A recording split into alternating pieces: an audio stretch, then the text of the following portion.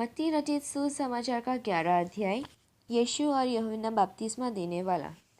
जब यीशु अपने 12 चेलों को आज्ञा दे चुका तो वह उनके नगरों में उपदेशक और प्रचार करने को वहां से चला गया। यूहन्ना ने बंदी गृह में मसीह के कामों का समाचार सुना और अपने चेलों को उससे यहाँ पूछने भेजा, क्या आने वाला तू ही है या हम किसी दूसरे की बात जो है? यीशु ने उत्तर दिया, जो कुछ तुम सुनते हो और देखते हो वह सब जाकर यूहन्ना से कह दो कि अंधे देखते हैं और लंगड़े चलते फिरते हैं, कोढ़ी शुद्ध किए जाते हैं और बहरे सुनते हैं, मुर्दे जिलाए जाते हैं और कंगालों को सुसमाचार सुनाया जाता है। और धन्य है वह जो मेरे कारण ठोकर न खाए। जब वे वहां से चल दिए तो यीशु यूहन्ना के विषय में लोगों से कहने लगा, तुम जंगल में क्या देखने गए थे? क्या हवा से हिलते हुए सरकंडे को? फिर तुम क्या देखने गए थे? क्या कोमल वस्त्र पहने हुए मनुष्य को? देखो, जो कोमल वस्त्र पहनते हैं वे राजभवनों में रहते हैं। तो फिर क्यों गए थे? क्या किसी भविष्यवक्ता को देखने को? हाँ, मैं तुमसे कहता हूँ कि भविष्यवक्ता से भी बड़े को। यह वही है जिसके विषय में लिखा है, देख, मैं अपने दूत को तेरे आगे भेजता हूँ जो तेरे आगे तेरा मार्ग तैयार करेगा। मैं तुमसे सच कहता हूँ कि जो स्त्रियों से जन्मे हैं उनमें से यूहन्ना बपतिस्मा देने वाले से कोई बड़ा नहीं हुआ, पर जो स्वर्ग के राज्य में छोटे से छोटा है वह उससे बड़ा है। यूहन्ना बपतिस्मा देने वाले के दिनों से अब तक स्वर्ग के राज्य में बलपूर्वक प्रवेश होता रहा है और बलवान उसे छीन लेते हैं।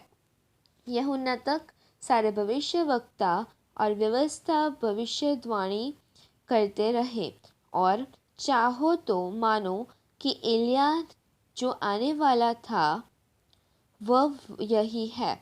जिसके सुनने के कान हो वह सुन ले। मैं इस समय के लोगों की उपमा किससे दूं? वे उन बालकों के समान है जो बाजारों में बैठे हुए एक दूसरे से पुकार कर कहते हैं, हमने तुम्हारे लिए बांसुरी बजाई और तुम न नाचे, हमने विलाप किया और तुमने छाती नहीं पीटी। क्योंकि यूहन्ना न खाता आया और न पीता, और वे कहते हैं उसमें दुष्ट आत्मा है। मनुष्य का पुत्र खाता पीता आया और वे कहते हैं, देखो, पेटू और पियक्कड़ मनुष्य, महसूल लेने वालों और पापियों का मित्र। पर ज्ञान अपने कामों से सच्चा ठहराया गया है। अविश्वास पर हाय। तब वह उन नगरों को उलाहना देने लगा जिनमें उसने बहुत से सामर्थ्य के काम किए थे, क्योंकि उन्होंने अपना मन नहीं फिराया था। हाय खुराजिन, हाय बैतसैदा, जो सामर्थ्य के काम तुम में किए गए, यदि वे सुर और सैदा में किए जाते तो टाट उड़कर और राख में बैठकर वे कब के मन फिरा लेते। परंतु मैं तुमसे कहता हूँ कि न्याय के दिन तुम्हारी दशा से सुर और सैदा की दशा अधिक सहने योग्य होगी। हे कफरनहुम, क्या तो स्वर्ग तक ऊंचा किया जाएगा तो अधोलोक तक नीचे जाएगा। जो सामर्थ्य के काम तुझ में किए गए हैं यह सदोम में किए जाते तो वह आज तक बना रहता। पर मैं तुमसे कहता हूँ कि न्याय के दिन तेरी दशा से सदोम की दशा अधिक सहने योग्य होगी। बोझ से दबे लोगों के लिए विश्राम। उसी समय यीशु ने कहा, हे पिता, स्वर्ग और पृथ्वी के प्रभु, मैं तेरा धन्यवाद करता हूँ कि तूने इन बातों को ज्ञानियों और समझदारों से छिपा रखा और बालकों पर प्रकट किया है। हाँ, हे पिता, क्योंकि तुझे यही अच्छा लगा।